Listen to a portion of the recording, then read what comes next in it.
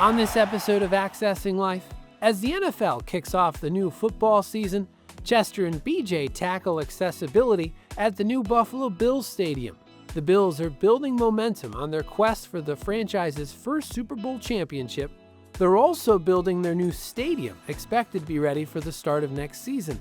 This week's guest is Andy Major. Andy is Senior Vice President of Venue Operations and Fan Experience for the Buffalo Bills. Chester and BJ talked to Andy about what accessible features people can expect when the new stadium is finished and why it's so important to the Bills to create a fan experience that anyone can enjoy. We're very excited to have Andy from the Buffalo Bills. Hi, Andy, and welcome. Hi, Chester. Thanks for having me. Really excited to talk to you guys today.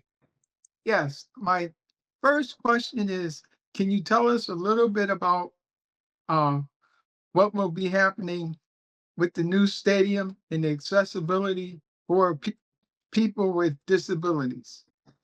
Yeah, absolutely. I mean, we're so excited about the project, not just for our fans, but for all fans, right? So even for anybody who's got a club seat, a suite, an upper level seat, a lower level seat, one of the biggest things we focused on was accessibility and making sure we included a lot of different partners and agencies in the process when we designed the building, and also to get even some other ideas out there. Besides just being code compliant, we wanted to be above and beyond that for our fans. And we feel like in the new stadium, there's going to be a lot of those things that I think our guests with disabilities are going to notice and see. And some of it is from you guys on this call today and some of the agencies we've worked with. So we're super excited about what the new stadium is going to bring with regard to accessibility, from parking to access into the stadium, to access into their seat areas, the food and beverage, the restrooms. Obviously, in the new stadium, we're code compliant, but we wanted to be above and beyond that as well in certain areas and certain things we could do. Can you tell us about some of the special things that you might have that other places don't have? I visited a lot of stadiums around the country and, notice some of the things that they have, but I want to know what we have that, other people won't have. Yeah, I mean, great question, Chester. One of the things I think everybody hears is our stadium's going to be built for Buffalo, right? So we are not going to be SoFi Stadium or Allegiant in Las Vegas or even Miami. We're Buffalo, right? So this stadium is built for Buffalo Bills football, but it's also very much built for our guests and our fans that have disabilities. And we wanted to make sure, what can we do that might be above and beyond? What are our guests asking for that might not even be related to any kind of a code, but just makes sense, from an access standpoint. So I think the thing that stands out the most for me, Chester, is, we have one sensory room in our current stadium that was hard to put together because it's an old building. In the new stadium, we're going to have 7 sensory rooms for our guests with sensory needs. So we recognize that there's more fans coming to our games with sensory needs. They may have autism, they may have PTSD, or whatever their sensory need might be. We recognize that it's a growing thing for our fan base, and that we were not able to accommodate everybody with those needs in the old stadium. Some games we'd have a little bit of a wait for fans to use a room that we had. In the new stadium, we're going to have 7 rooms for sensory needs spread throughout the building. So fans won't need to go from one side of the building to another. They'll have rooms nearby. So I think that's one of the things that really stands out. I think another one that stands out is we have adult changing tables within the stadium. We actually got that feedback from one of our meetings with all the different agencies, and we got that feedback internally from a full-time staff member who has a son who has that need, and he brought it up proactively to us as well. So that's something that we added into the stadium in a lot of different areas to make sure we have adult changing tables in our stadium. I think another one that stands out is the way we are adding captioning um, into the stadium as well.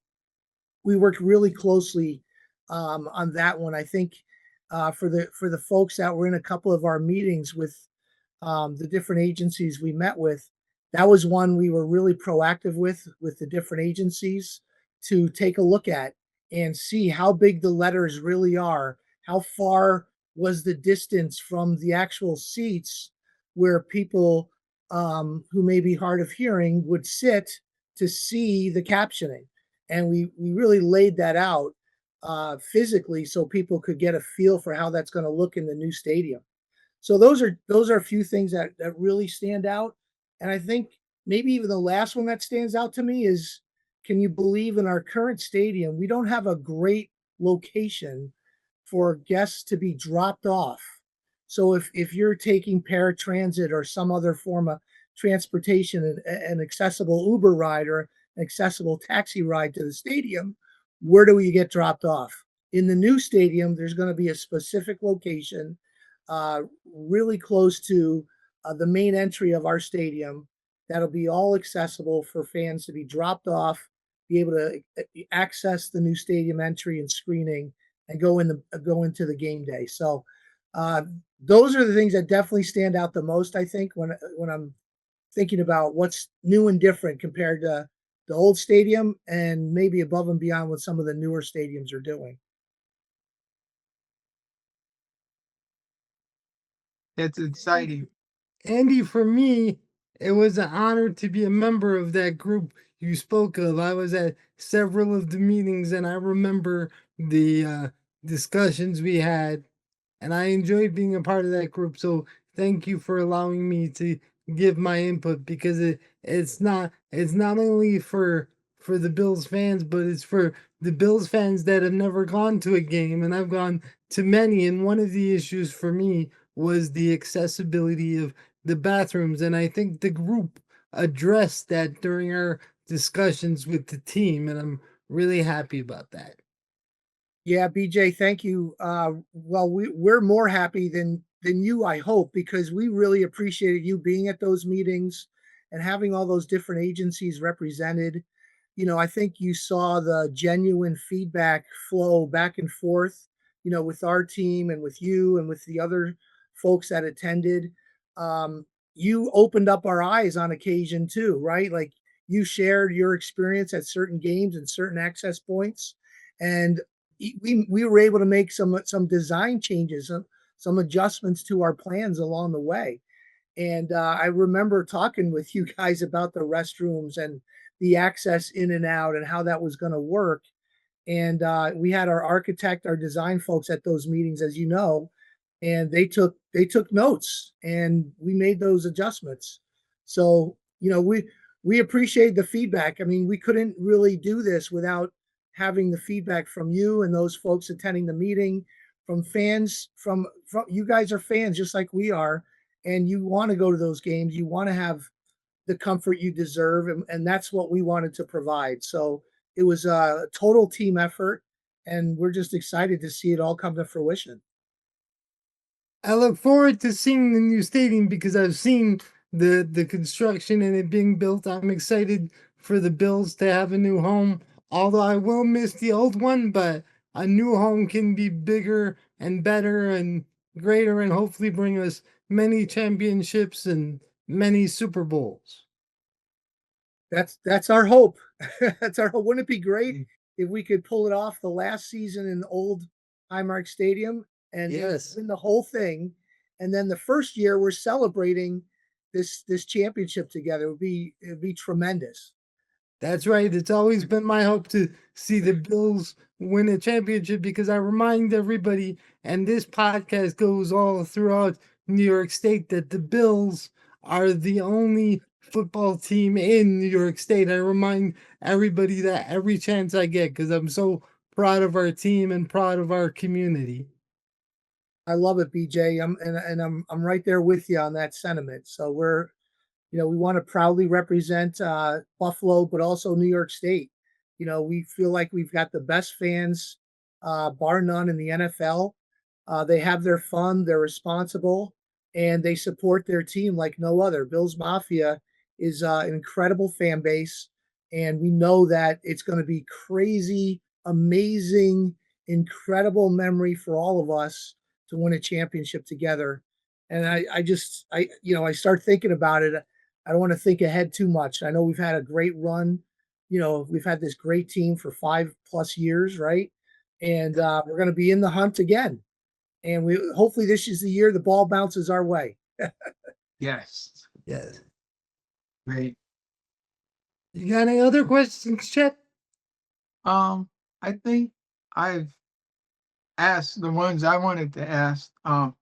Andy, can you just say for the last part what you and the Bills, are excited for, in the, upcoming season, and, maybe we can do more with our podcast to, do some other things that would be exciting for the fans and the community. Yeah, sure, Chester. I mean, I think BJ said it really well.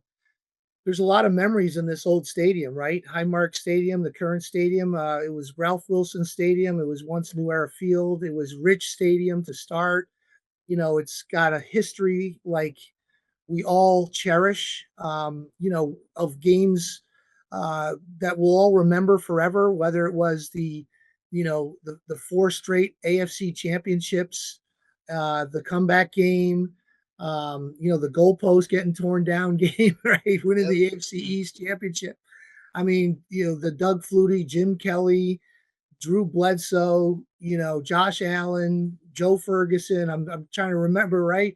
All these great teams we had, all these great quarterbacks along the way. There's a lot of history there. So we are going to celebrate that history this year as best we can. We're going to have some fun during this upcoming season with the fans, whether it's pregame, it's during the game, some things that we want to surprise everybody with as well. And we want to, hey, in a perfect world, we're going to have this another championship playoff caliber season where we're celebrating in January, right? Yes. Maybe it's that transition to the new stadium. It's this amazing celebration of winning the championship and taking that to the new Highmark Stadium.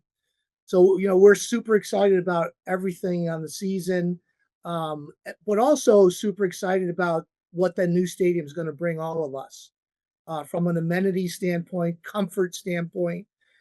It's still open air. It's still going to be cold weather games, but we've got areas where fans can warm up, can cool off, can get away from the elements, but still are a part of the game day atmosphere, can still see the field and be a part of that excitement.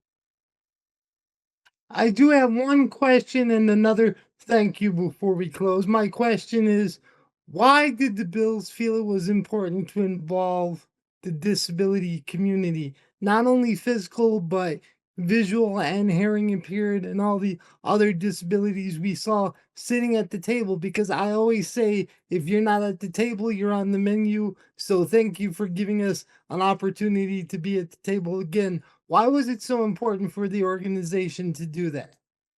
Well, BJ, I think it's extremely important to have ongoing communication with all of your fan base, but especially with our different agencies that we are kind of talking about. I mean, we're very close. We work very closely day to day with Frank Camerata from the Erie County offices of people with disabilities. As you know, we work really closely with Frank. Don Marinelli as well. He's our consultant on this whole project. He and Frank are just great assets for us to work together with all the other agencies. You mentioned I think it was Deaf Access Services, Western New York chapter of National Federation for the Blind. Culture City is a company we use with the sensory rooms. So we had a lot of involvement. I'll just, from my perspective, I used to work in Miami for 20 years, and I was the ADA consultant for Hard Rock Stadium when it was called Joe Robbie Stadium, Pro Player Stadium, Dolphin Stadium. Now it's Hard Rock Stadium. But I worked really closely with tons of agencies down there, and one of the things in the transition to the new stadium here was, hey, here's what we did in Miami. Not that that was the gold standard, but we worked so closely with so many different groups, and it was so helpful to make changes for our guests that had those needs. And we wanted to make sure we included all those different groups that have season ticket holders that go to games, that have for years given us feedback almost every year, almost every game, where we get positive or feedback or areas that we can do better with. But we wanted to make sure we had those groups involved right from the start, so that when we open the stadium, we're not going back and forth and saying, hey, we missed this, hey, we missed that, hey, can we upgrade this? We want to make sure it's at the highest possible level, and takes care of whatever needs there are right away from day one when fans arrive and experience the stadium. So I think, in a nutshell, BJ, we wanted to make sure we got the feedback from everybody early and often. And if we could make changes before design, even through design, we were happy to do all that, so that when we physically open this stadium, it's ready for all fans. And will there be some changes? Most likely, yeah. I mean, any stadium you open up that's brand new, you're always going to have something that, okay, hey, this could be a little bit different. Let's make this adjustment. But usually it's more not physical, it's more even so on the policy sides of things, or it's other easier things that can be tweaked to the building itself. So yeah, I mean, thank you and Chester and everybody else on the call and everybody else that we worked with from all these different agencies. It was very eye-opening. It was breathtaking. It was great that you guys have a passion for the Bills like everybody else does. And we all want the same thing. We want to experience the Buffalo Bills winning a championship together.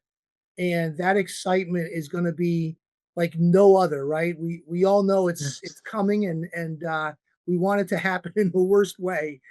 But we want to experience that together, and we want to be comfortable and have that, from driving in to driving out experience where you can come home and say, hey, that was a great day.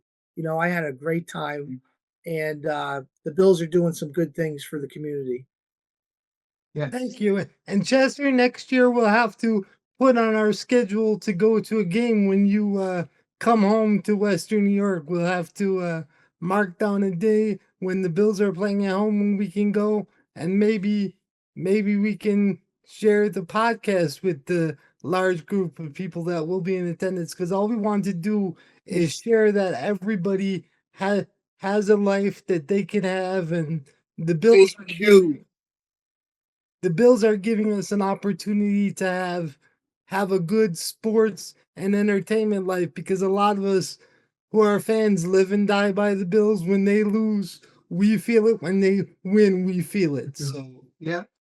And thank you guys for coming, and great success the rest of the way with the stadium, and what you're doing with the Bills. And only thing I have to say left is go Bills, and see everybody on the next podcast. Thanks, guys. Go Bills. Thanks you. very much. Accessing Life is a podcast produced by the New York State Office for People with Developmental Disabilities, known as OPWDD. The producer is Michael Orzel. Your hosts are Chester Finn and BJ Stasio. To learn more about the Office for People with Developmental Disabilities, supports and services, go to opwdd.ny.gov.